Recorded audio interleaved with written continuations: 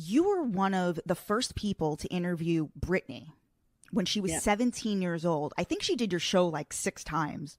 Yeah. And I remember distinctly because I was watching this live. It was right after I think you were hosting the Kids Choice Awards and she performed.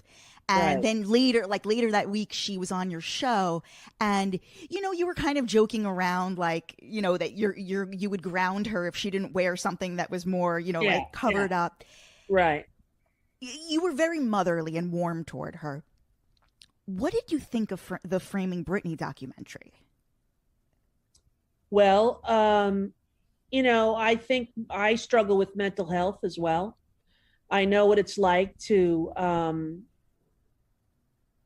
suffer in the spotlight. It's a tough thing to do. And she was just a baby. I remember her on the Mickey Mouse Club. She's just a kid. And I just thought of her as a kid. I feel and have felt, and I still feel very maternal towards her.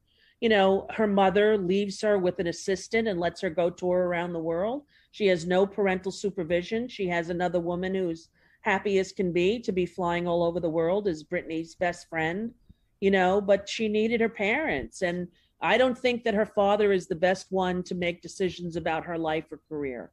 It seems that he's got a lot of his own mental health issues that he should tend to. And I wish there was someone, that could help her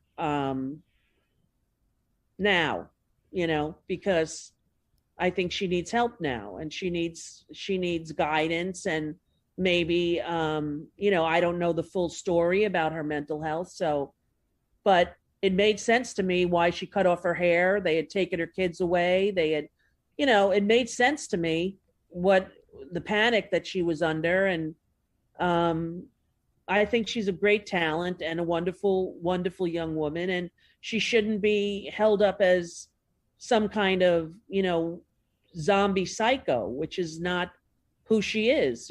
She's well enough to work.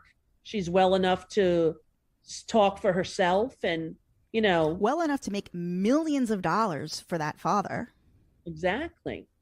There's something really wrong with that equation.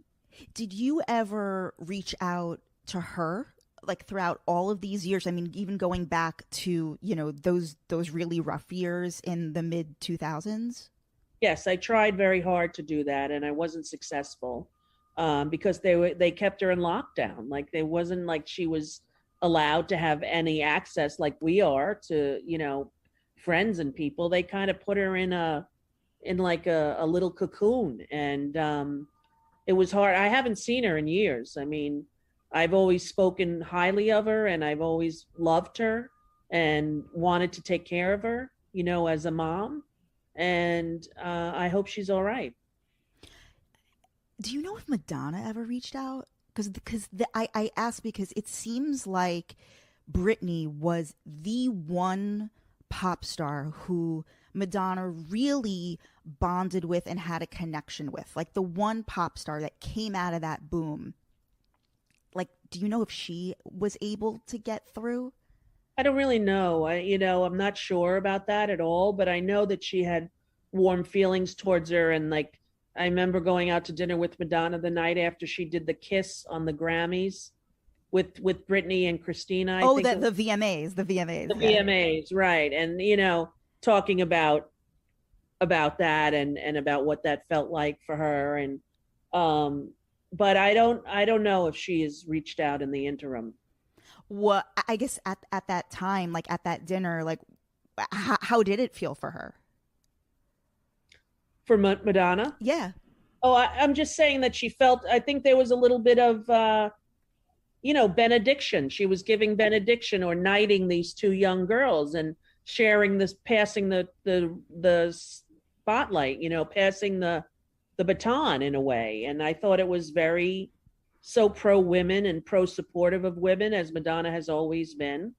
So, I thought it was great, and she thought it was great. And, it was a big scandal at the time. Madonna was always pushing the norms and the sexual norms and sexual mores that people have, and she's still doing that now.